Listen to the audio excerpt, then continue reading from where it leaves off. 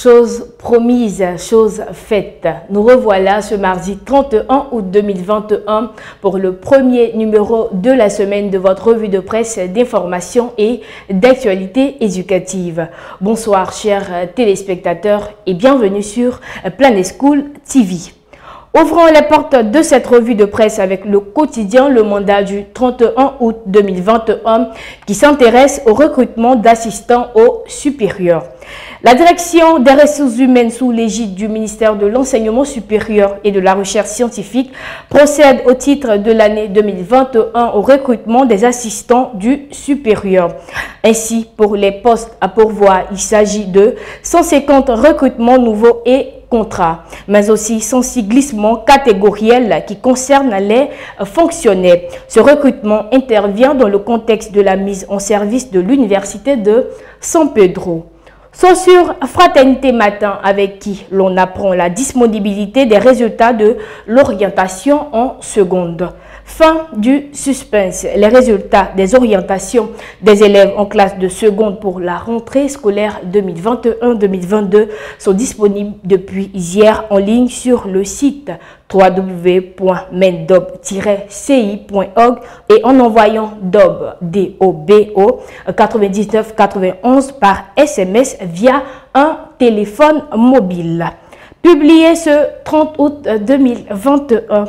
Du côté de Soir Info, c'est titré « Enfants en situation de handicap, des acteurs plaident pour leur inclusion dans les écoles d'enseignement général ». Permettre aux enfants handicapés de grandir dans le même environnement que leurs condisciples dans les écoles, voilà le combat que mène l'ONG Société sans frontières Côte d'Ivoire. À l'occasion d'un forum organisé par cette ONG, les acteurs du système éducatif ivoirien ont appelé à la prise d'un décret permettant l'inclusion des enfants en situation de handicap dans les écoles.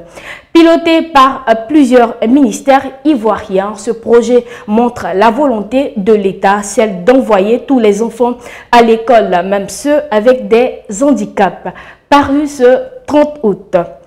Autre source d'information, selon l'agence ivoirienne de presse du 30 août, Mariatou Koné a livré 7 écoles primaires et un centre de santé urbain à Boundiali.